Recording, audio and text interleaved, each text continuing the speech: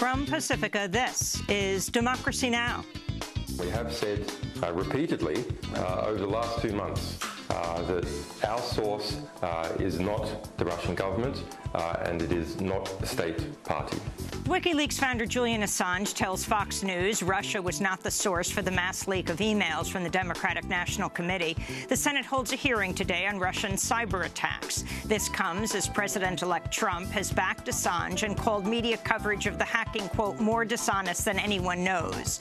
We'll speak with Pulitzer Prize-winning journalist Glenn Greenwald. But first, fresh off his arrest for a sit-in at the offices of Senator Jeff Sessions, we'll speak with NAACP President Cornell Williams Brooks, who's called on Sessions to withdraw from consideration for Attorney General because of his opposition to the Voting Rights Act, support for anti-immigration measures, and history of racist comments. We thoughtfully broke the law so that we might have someone who will enforce all the laws as our chief law enforcement officer of the United States. And we'll speak with NAACP Chief Brooks about the sentencing of Dylan Roof, who said in court Wednesday, "I am not sorry. I have not shed a tear for the innocent people I killed." All that and more coming up.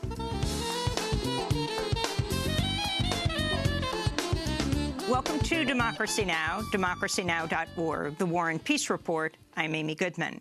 Republicans in the newly sworn-in 115th Congress moved swiftly Wednesday to repeal the Affordable Care Act, President Obama's signature health care law.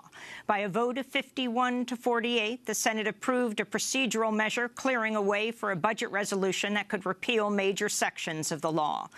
The charge was led by Vice President-elect Mike Pence, who admitted Republicans have not yet decided how to replace the Affordable Care Act. The architecture of the replacement of Obamacare will come together, as it should, through the legislative process in the weeks and months ahead. But the American people voted for change in November, and the President-elect and I, working with the leaders of the House and Senate, are determined to keep our promise to the American people, and that all begins with repealing and replacing the failed policy of Obamacare. President Obama made a rare trip to Capitol Hill yesterday, where he told minority Democrats not to help Republicans pass replacement measures he called Trump Care. At the White House, Press Secretary Josh Earnest said the Republican plan would have devastating consequences. 22 million people are going to lose their health insurance if the Affordable Care Act is repealed. It's going to rip a hole in the deficit in the federal budget, and the deficit will go up if the Affordable Care Act is repealed. That's not just my conclusion. You can ask the CBO about that. Senate Republicans are seeking to end billions of dollars in federal subsidies to states that have expanded Medicaid, as well as subsidies for private health coverage through health insurance exchanges. Some provisions, like a ban on denying coverage to people with pre-existing conditions, would likely be unaffected by a repeal. On the Senate floor, Vermont Independent Senator Bernie Sanders displayed a giant printout of a Donald Trump tweet calling on the president-elect to make good on a campaign promise not to cut Social Security or health care entitlements. Trump's tweet from May of 2015 read, quote, "I was the first and only potential GOP candidate to state there will be no cuts to Social Security, Medicare, and Medicaid," unquote. This is Senator Sanders. If he was sincere, then I would hope that tomorrow or maybe today he could send out a tweet and tell his Republican colleagues to stop wasting their time and all of our time.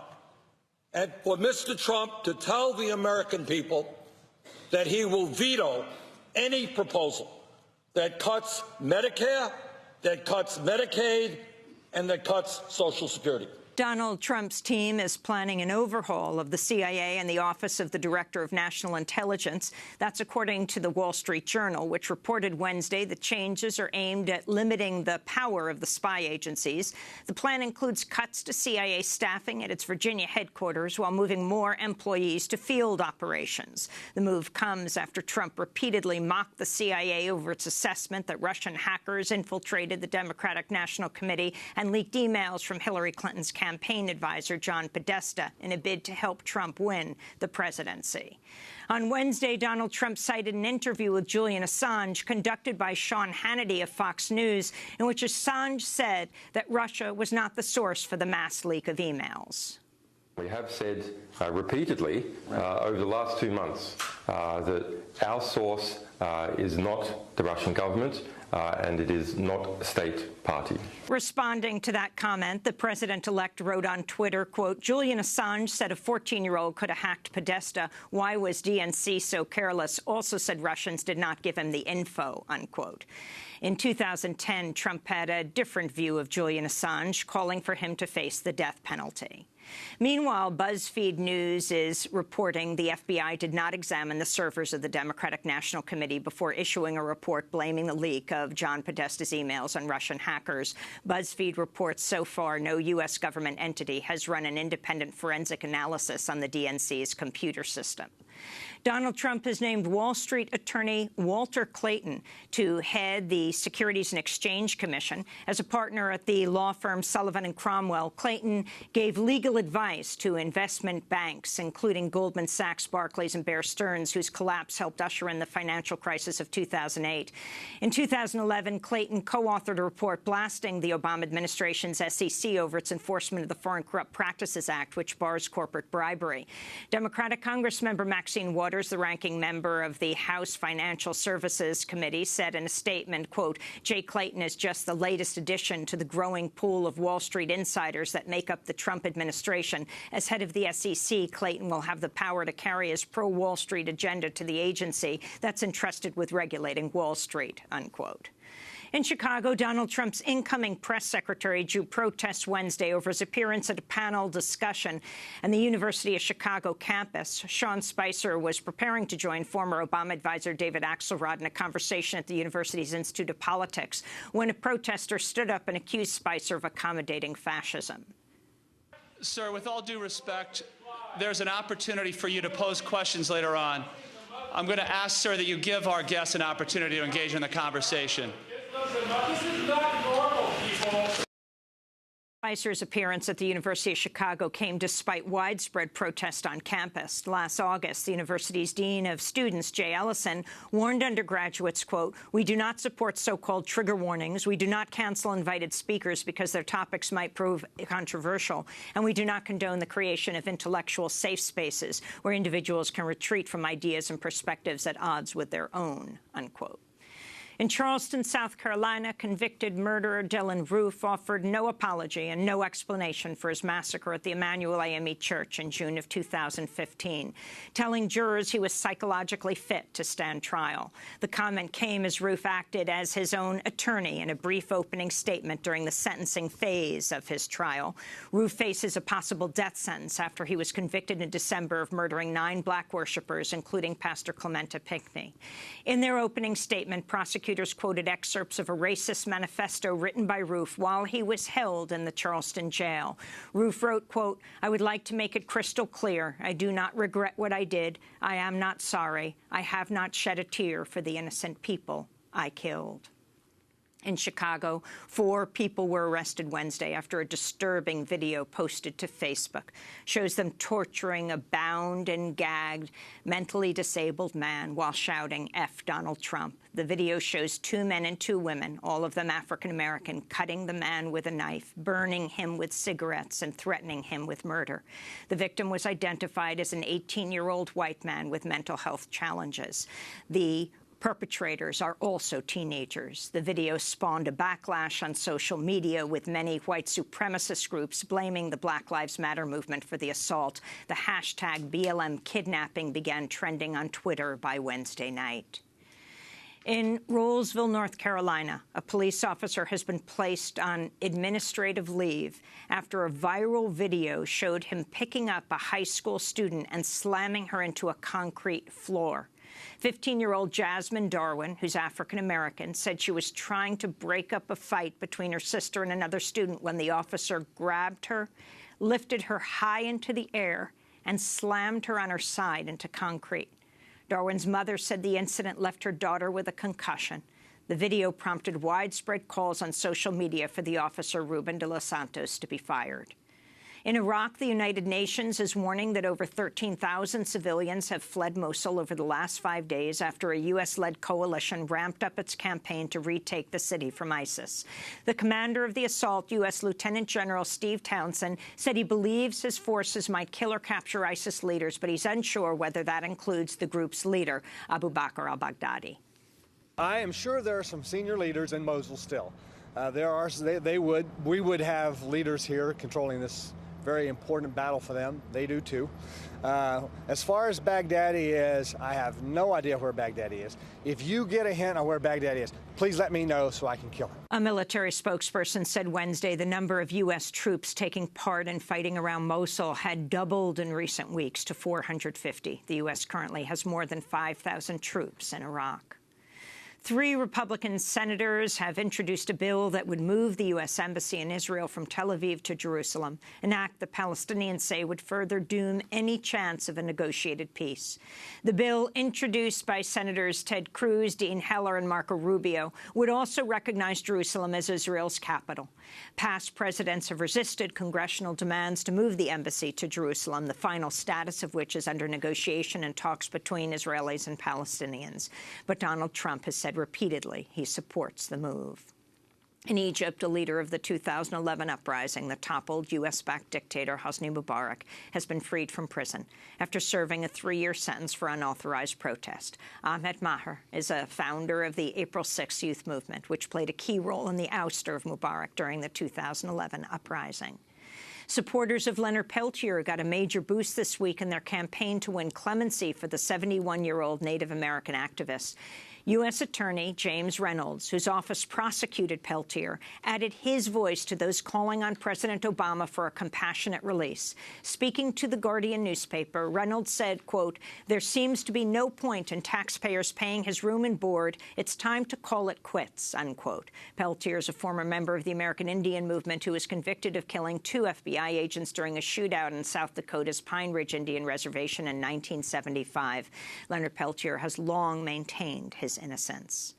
In France, a trial is underway for a French farmer who faces up to 5 years in prison for helping migrants cross the border from Italy. Cedric Hero also faces a €30,000 fine if he's found guilty of aiding illegal arrivals. About 300 demonstrators rallied outside a courthouse in Nice Wednesday as the trial got underway. Hero says he led a team of volunteers who provided food and shelter to the migrants and accepted no money in return.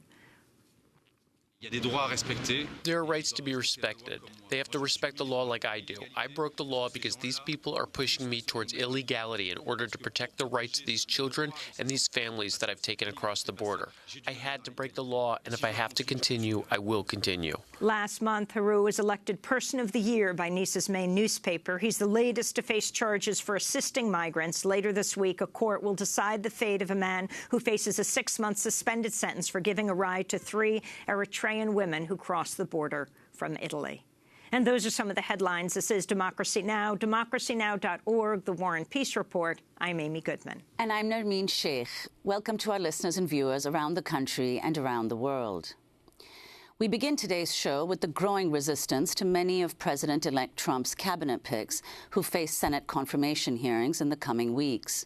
On Tuesday, NAACP President Cornell William Brooks and 5 other civil rights leaders were arrested during a sit-in at the office of Alabama Senator Jeff Sessions, demanding he withdraw his name for consideration for Attorney General. Afterwards, Brooks addressed supporters outside a police station in Mobile, Alabama.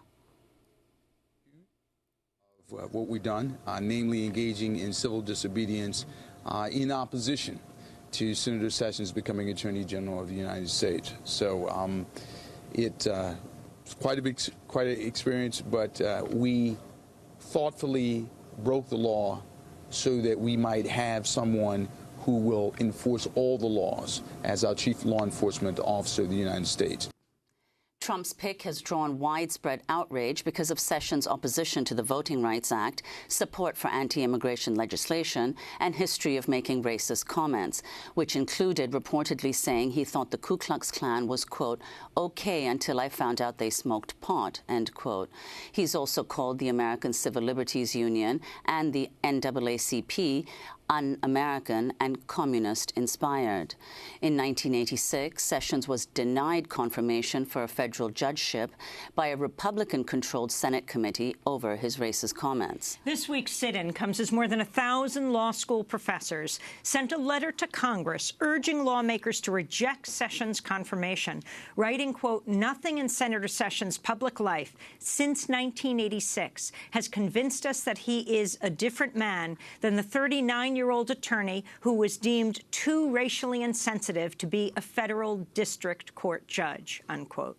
Sessions' confirmation hearing is scheduled for January 10th and 11th. For more, we go to Washington, D.C., where, fresh from his arrest, we're joined by Cornell William Brooks, president and CEO of the NAACP, also longtime human rights activist, civil rights lawyer, and minister. Welcome back to Democracy Now!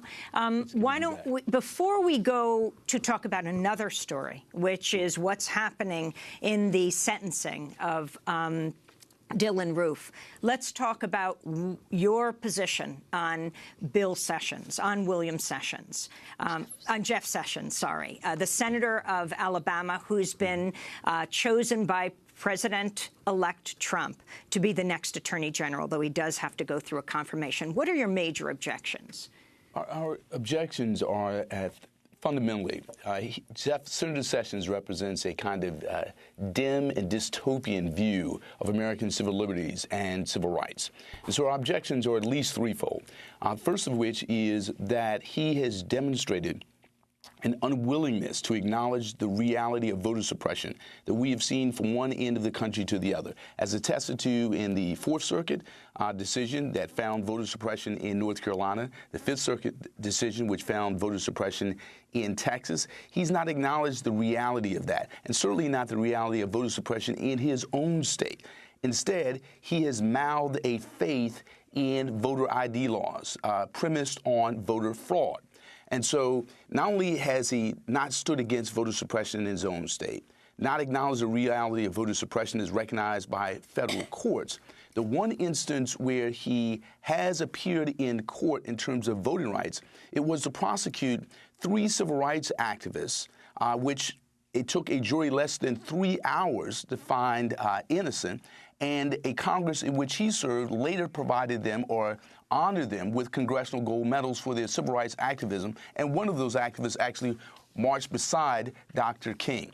And so in terms of voting rights, we take strong exception, and we oppose him in terms of that. In terms of immigration rights, he is one of the most conservative, ultra-conservative, extremist senators in terms of his opposition to comprehensive immigration reform.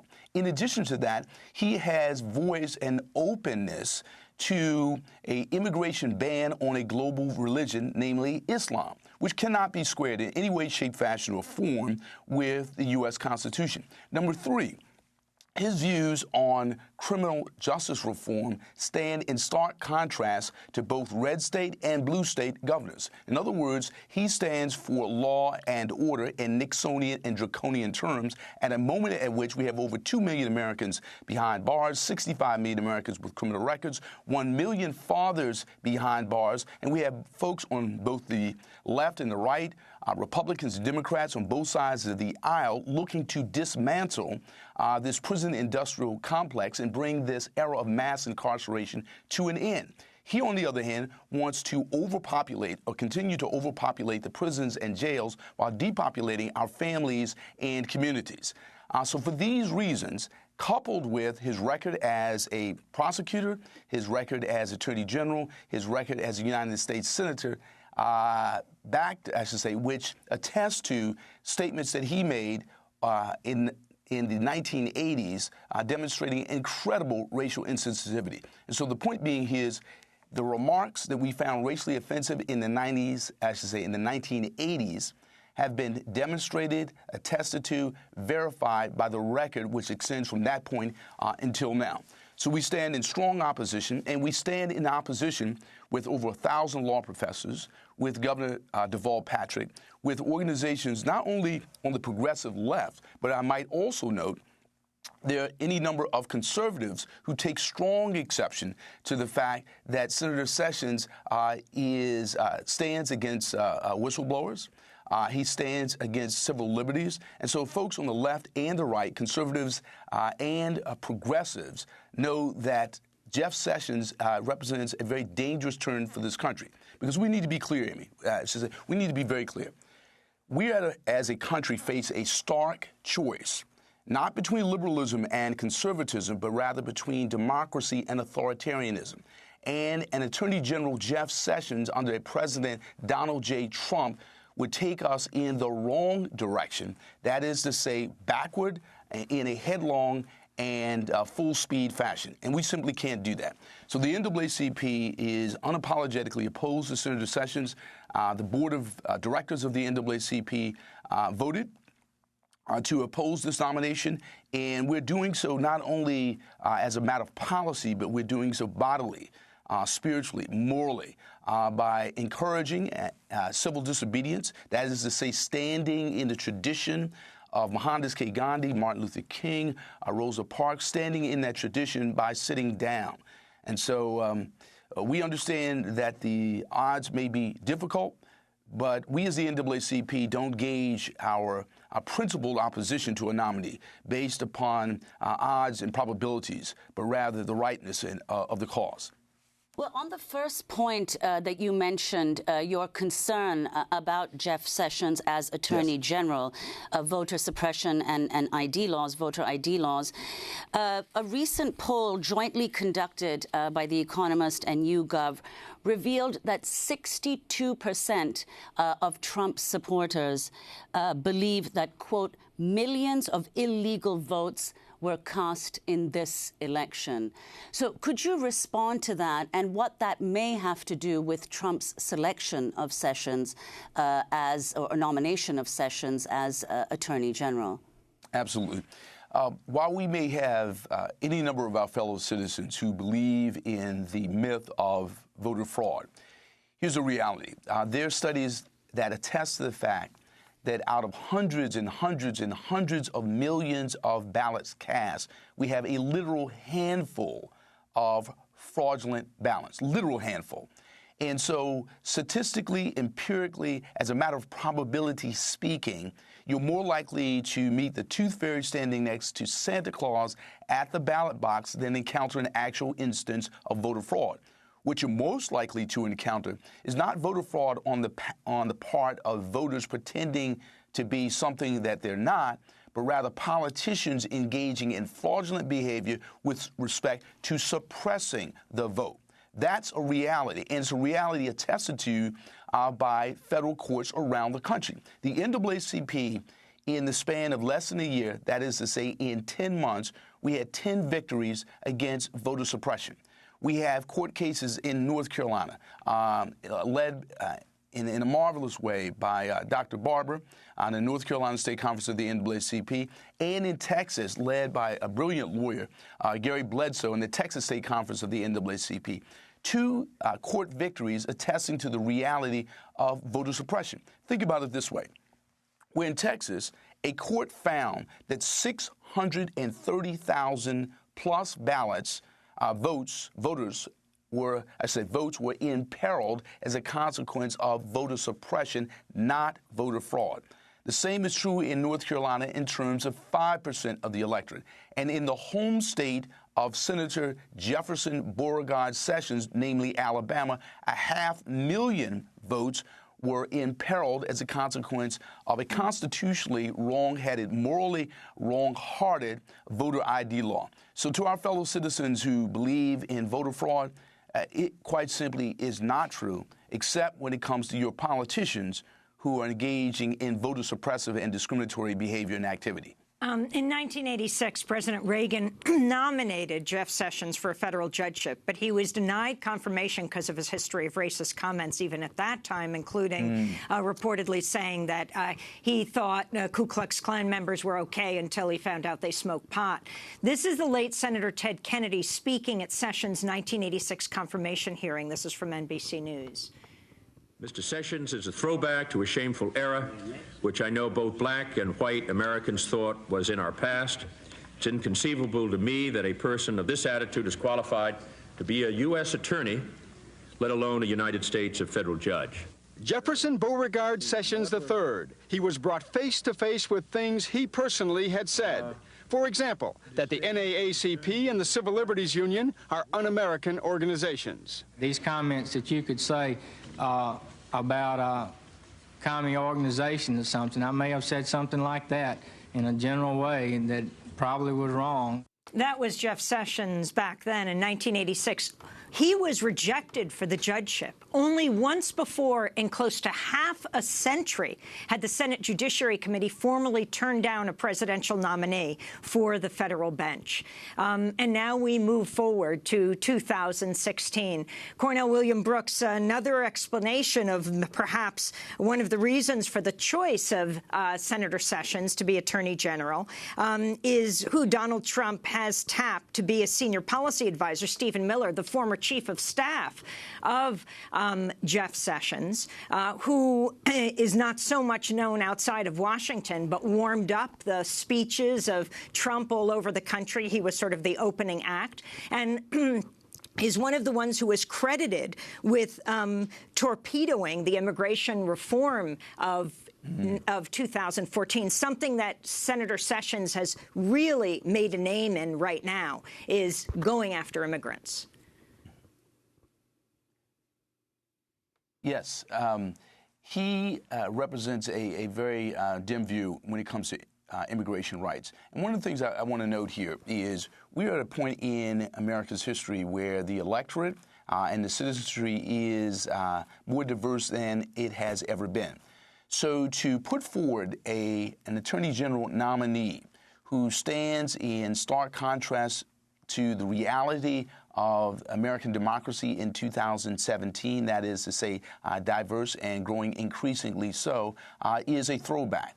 It is a matter of stepping into a backward and an ugly past. Where we have seen in the course of the last election, this rise in anti-immigrant sentiment, which seems to have fueled much of the Trump campaign. Where we have seen in the latest FBI report a 67% increase in anti-Muslim hate crimes, where we've seen all around the country immigrant groups and communities of color marginalized and demeaned and dehumanized. To put forward this kind of a nominee at this hour of our American democracy is quite frankly disturbing. And it stands in contrast to where most people in this country want to go and where most legislators, I believe, want to go, which is to say to respond to the need for immigration reform in a comprehensive, thoughtful way.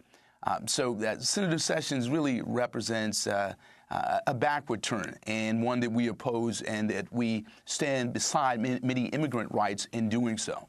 Well, I want to ask about the sentencing hearing underway this week in Charleston, South Carolina, for Dylan Roof, who faces a possible death sentence after he was convicted in December of murdering 9 black worshipers at the Emmanuel AMC Church in June 2015. This week, as Roof acted as his own attorney in a brief opening statement during the sentencing phase of his trial, he offered no apology and no explanation for his massacre, telling jurors he was psychologically fit to stand trial. In the prosecutor's opening statement, they quoted excerpts of a racist manifesto written by Roof while he was held in the Charleston jail. Roof wrote, quote, "I would like to make it crystal clear I do not regret what I did. I am not sorry. I have not shed a tear for the innocent people I killed." Cornell William Brooks, you're president and CEO of the NAACP, also a civil rights lawyer and a minister. Your response to what Dylan Roof wrote? Well, I'd also like to note that I'm also a minister in the African Methodist Episcopal Church. I grew up in and around Charleston. I'm very familiar with Mother Emanuel Church, and it is quite simply heartbreaking to hear the killer, the murderer, one person I referred to as a racial terrorist, referred to the taking of lives in such a cavalier, callous, and inhumane fashion, and show absolutely no remorse. The NAACP stands unapologetically against the death penalty. We do so as a matter of principle. That being said, we support the prosecution and the punishment to the fullest and the firmest extent of the law for someone who is engaged in what we called a hate crime from the very beginning. I recall standing on the sidewalk outside of Emmanuel AME Church shortly after 9 students of Scripture were slain in that church, including the pastor. And I recall referring to the crime, but also talking about the fact that while there's a climate of caring in the country, there's also an environment of hate. So we're concerned about Dylann Roof and him being punished. We're also concerned about the racial animus, the sanitized, homogenized, alt-right atmosphere in the country that is giving rise to this kind of sentiment and driving violent crimes. We've seen this around the country. We've seen it in the FBI hate crime statistics. We've certainly seen it in the numbers reported out by the Anti-Defamation League. And so as chilling and as concerning and as alarming as the sentencing phase of the trial of Dylann Roof is, we should be chilled and concerned and alarmed about the state of America.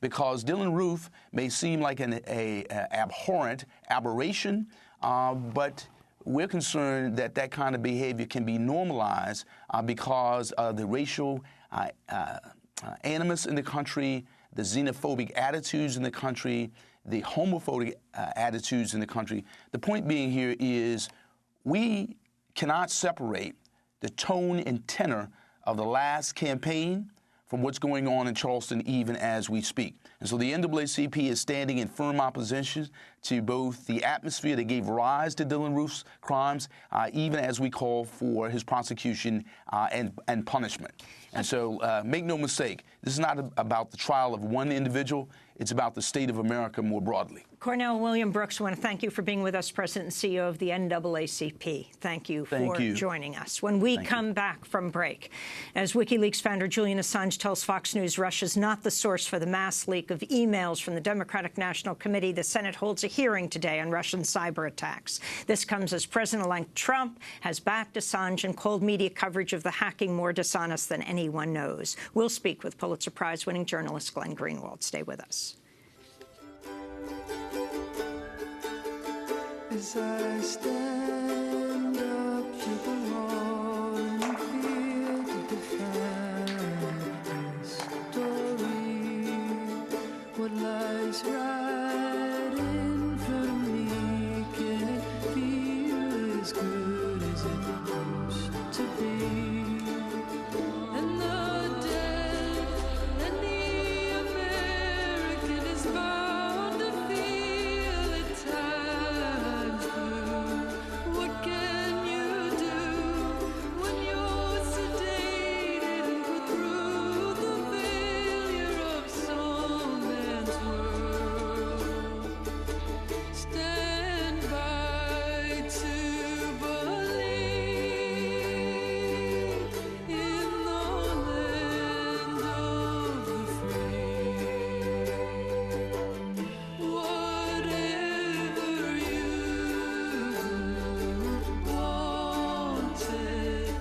Land of Broken Dreams by Wise Blood. This is Democracy Now!, democracynow.org, the War and Peace Report. I'm Amy Goodman with Nermeen Shea.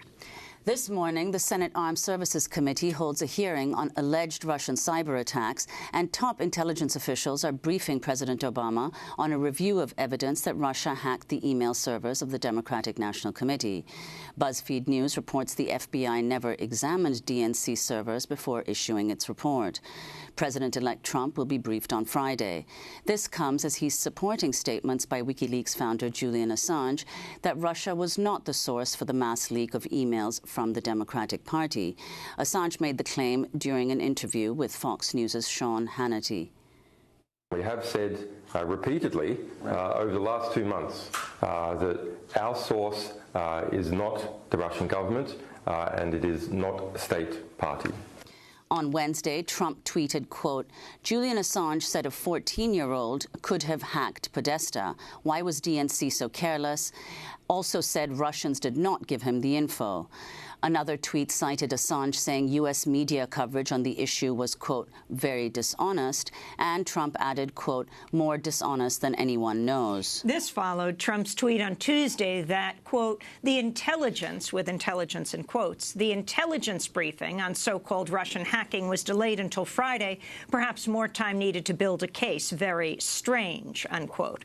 The Wall Street Journal reports Trump is planning an overhaul of the CIA and the Office of the Director of National Intelligence that'll limit the power of the spy agencies, but put more spies on the streets. Well, for more, we're joined by Glenn Greenwald, Pulitzer Prize-winning journalist, one of the founding editors of The Intercept. His latest article is headlined, Wash Post is richly rewarded for false news about Russia threat while public is deceived.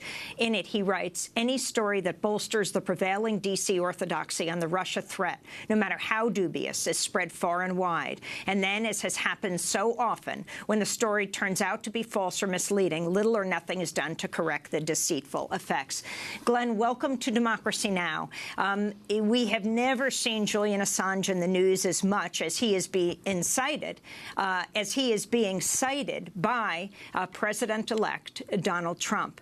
Talk about what we know at this point around the hacking. The briefings are being had now by President Obama today, President-elect Trump tomorrow. President-elect Trump is citing Julian Assange over the intelligence chiefs that will brief him tomorrow.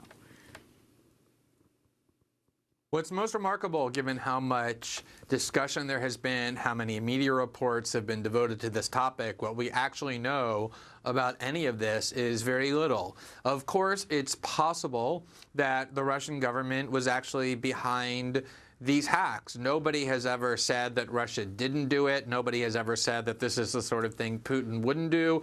This is the kind of stuff that the U.S. and Russia have both done to one another and to multiple countries around the world for many decades. Not just things like this, but far, far worse in terms of interfering in other countries' democracies and in their internal affairs. The real issue, though, is that there has been a very extreme dearth of evidence to actually support the claims that have come from the U.S. government, largely, though not exclusively, through anonymous sources laundered through newspapers.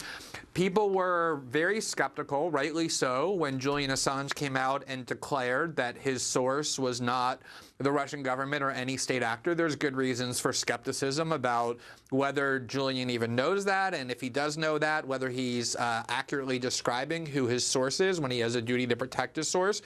Unfortunately, there's very little skepticism being applied to the agencies that have repeatedly misled and deceived and lied to the American public, which is the CIA and the other intelligence agencies who, when they're not lying, are often simply wrong, particularly when it comes to things like attribution of a hack, which is a very difficult thing to pin down. And so you have a really consequential and dangerous issue, which is ratcheting up tensions between two nuclear-armed powers who have decades of tensions, who have almost come to nuclear war on multiple occasions simply through misperception and miscommunication. And all of this is happening in a media environment that has proven over and over that they'll print anything, no matter how false and dubious, if it feeds the hysteria about Vladimir Putin and the Russians. And so this is a really toxic environment, and I think that journalists ought to be trying to rein it in and to demand some skepticism and restraint, and most of all, insist on seeing evidence,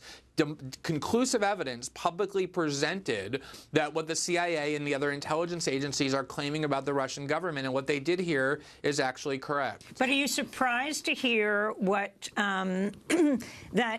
what Assange has to say is being repeated by Donald Trump, the president-elect? I mean, go back to 2010, when Trump had a very different position on WikiLeaks and Julian Assange. As he was preparing to appear on Fox News' Brian Kilmeade's radio program, Trump had this to say when the show host brought up WikiLeaks. I think it's disgraceful. You do think it's disgraceful? I think there should be, like, death penalty or something. He should be given the death penalty or something, Donald Trump said in 2010. At the time, Trump was host of the reality television series Celebrity Apprentice. So, Glenn Greenwald, can you talk about Trump's change of heart? Sure, Trump's change of heart is purely opportunistic. It's obvious that that's the case. Republicans hated WikiLeaks when they were publishing cables about what the Bush administration was doing in both Iraq and Afghanistan, the war crimes that were committed. They wanted them hung as traitors. They wanted Julian Assange hurled into the United States to be imprisoned or worse. There were lots of calls for his death on Fox News and elsewhere. And that was at the same time, by the way, that lots of Democrats and liberals were praising WikiLeaks for bringing needed transparency to the war crimes and the abuses of the Bush administration. Now both sides have done a complete reversal for the same reasons we've seen over and over, which is partisan opportunism. WikiLeaks became this year a leaker not of documents that reflected poorly on the Bush administration, but that reflected poorly on the Clinton campaign and Hillary Clinton. And as a result, Democrats went from supporting WikiLeaks and viewing them as heroic and important agents of transparency to viewing them as traitors and liars and people that ought to be convicted.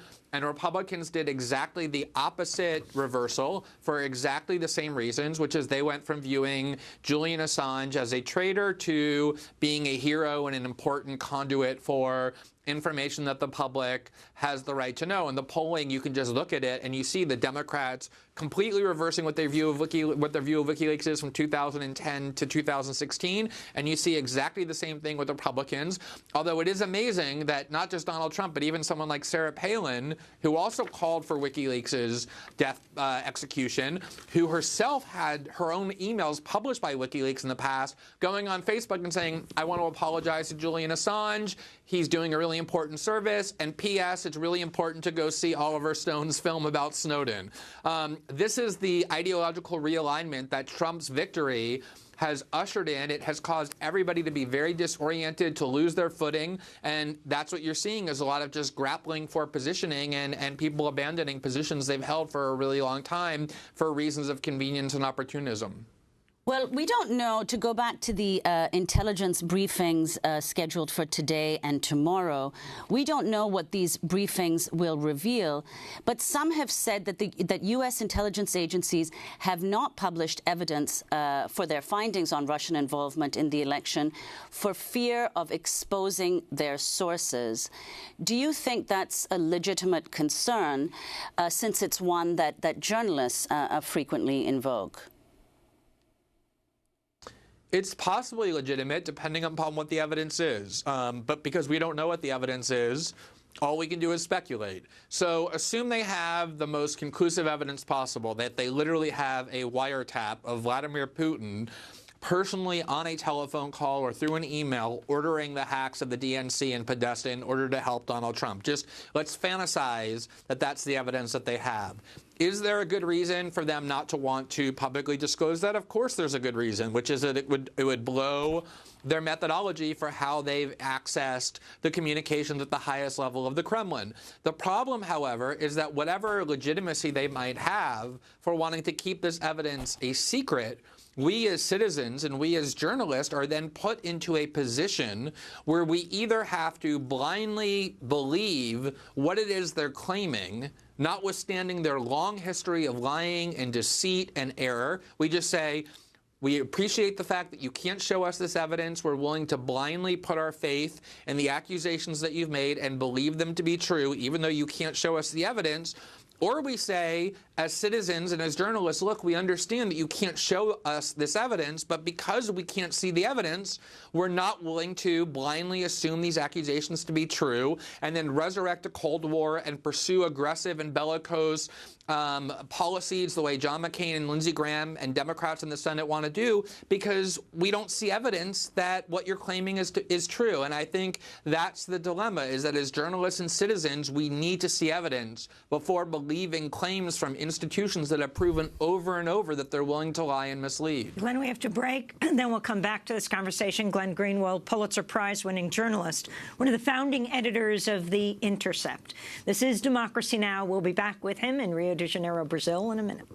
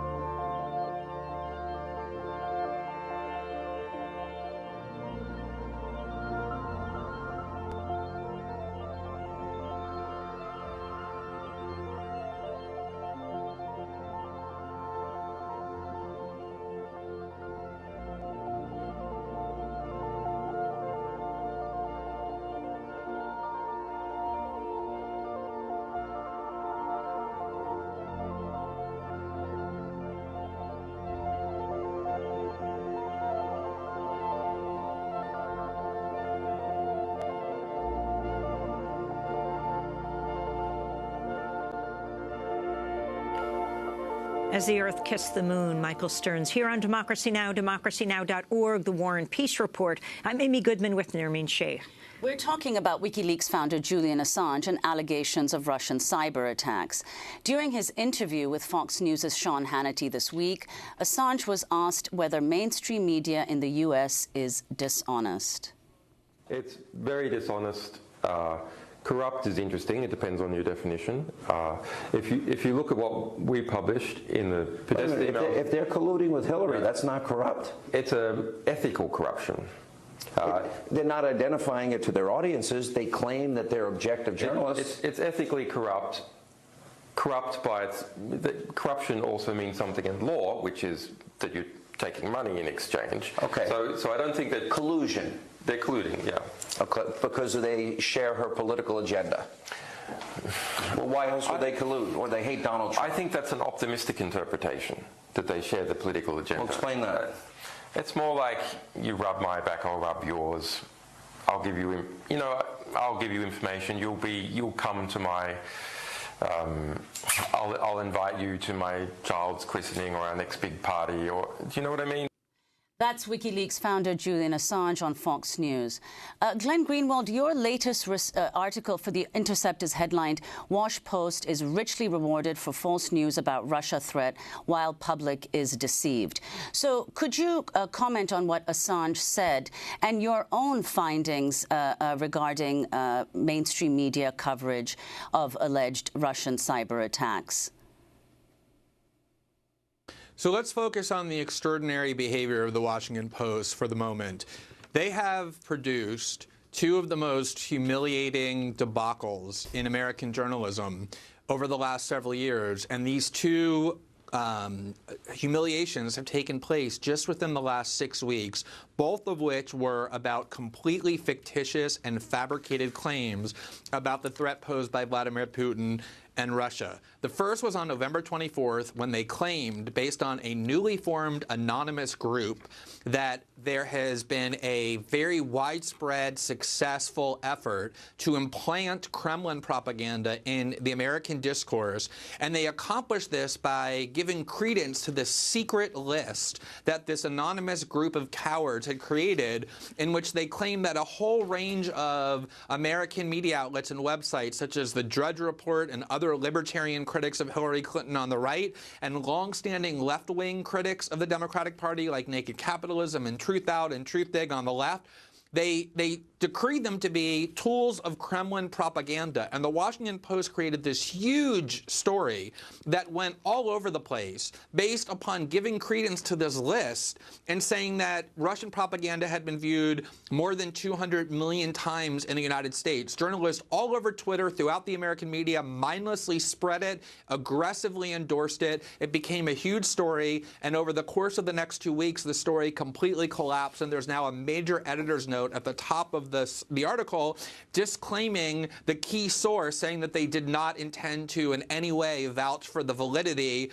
of the findings of the source on which the entire story was based. But even more embarrassing was this weekend when the Post trumpeted this story on Friday night that Vladimir Putin and Russia had hacked into the electric grid of the United States through a Vermont utility, which caused Vermont officials like the governor and Senator Pat Leahy to issue statements saying Vladimir Putin is trying to endanger the safety and the welfare of Vermonters by stealing their heat in the winter. The whole story, from start to finish, turned out to be a complete fabrication. There was no invasion of the American electric grid. The malware that was found on one laptop had nothing to do with Russia.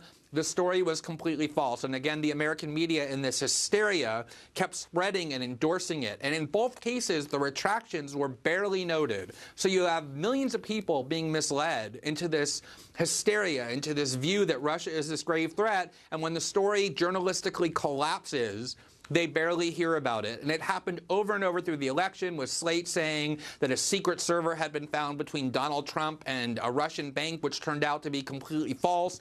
The Post aired allegations that Putin had poisoned Hillary Clinton on the day that she collapsed. on 9/11, and so it's not really just dishonesty. It's the kind of behavior we saw in 2002, where American media outlets are willing to publish anything that the U.S. government tells them to publish to inflate and expand the threat posed by Russia, to raise fear levels to the highest possible degree, and it's an incredibly irresponsible and dangerous form of behavior that media outlets led by the Washington Post are engaging in. And you talk about how retractions obviously don't get anything like the play of the story. That also has to do with what's tweeted by the publication, even when they retract, and what isn't, Glenn. Right. So let me just give you two examples of just the corruption that's at play here. So when the Post unveiled their huge story about Russia fake news based on this McCarthyite list that has been proven to be a fraud, they had Marty Baron, the executive editor, the widely respected executive editor of the paper, go onto Twitter and announce this huge expose. And predictably, it got tweeted and retweeted and shared thousands and thousands of times by all of the biggest journalists with the biggest social media followings. When the story collapsed over the next 2 weeks and they appended this huge editor's note, the Washington Post did nothing to bring anyone's attention to the fact that the key claims of the story have been gutted. Marty Baron refused to answer any questions over that 2 weeks about what the paper did, and he uttered not one syllable on Twitter or anywhere else to tell all the followers that he alerted to the story that the story had collapsed. With the story that I just talked about over the weekend of how Putin had wanted to steal the heat from Vermonters to make them suffer in the winter, Brent Staples, who works for the New York Times editorial page, went on Twitter and said, "Our friend Putin has invaded the U.S. electric grid." And when that story collapsed and the Washington Post retracted it, he did something even worse. He just went and quietly deleted his tweet a day later, as though it never happened, and also failed to tell his 30,000 followers that what he had just told them the day before that caused them to run around and share with all their friends on Facebook and Twitter that this had happened was in fact a complete fiction. And you see this over and over and over again. And remember, these are the people who keep saying that fake news is a huge problem, that Facebook has to suppress it, and yet it's America's leading journalistic outlets that are doing more to disseminate false and deceitful stories than Macedonian teenagers by a huge amount. And when they do it, and it turns out that the stories are discredited, they take very little to no steps to alert the people that they've misled about the fact that the stories were false. And it's incredibly reckless journalistically. And these are the same people pretending to be crusaders against fake news who are themselves disseminating it more aggressively than anyone else. Well, Glenn Greenwald, let me ask you about the possible use of Twitter for the dissemination of other kinds of possibly fake information. You've repeatedly emphasized, as you just did, the role of Twitter in spreading false news by news media outlets. But this may be the first time in global history that a head of state, and that too of the most powerful state in the world, seems likely to use precisely this medium as one of his principal modes of communication. Do you think there are similar risks involved with official pronouncement conveyed through Twitter, as you say and have explained are with journalistic use of this medium? So I think there are two sides to this. One is there's a potential virtue to having politicians be able to communicate directly to their constituents and the people they represent without having to be mediated by American media outlets, especially ones that have proven to be untrustworthy. So in some sense, I actually think it's positive under the right circumstances for a political leader, not Donald Trump, but just for political officials generally, to have a means to communicate directly to the people who they're supposed to be representing and who can then hear feedback back from those people. I mean, in theory, that would be a good model. The problem with Donald Trump using this is twofold. One is that when you're the actual president of the world's largest superpower with a massive nuclear arsenal, using Twitter is an extremely dangerous venue because it inherently has all kinds of ambiguities and possibilities for being misunderstood and for misleading people into what your actual intentions are. And that has happened over and over, where so many of his tweets are not even susceptible to reasoned discourse where you don't even know what he means. And when a president is issuing those kinds of ambiguous statements, those are the kinds of things that can ratchet up tensions unintentionally and even spark wars. But I think there's another sort of more pernicious aspect to it, which is what Trump is doing is he's trying to discredit every single source of information other than Donald Trump. So he's telling his followers, don't listen to the American media because they're liars. He's telling them, don't listen to the intelligence community because they defrauded you with Iraq.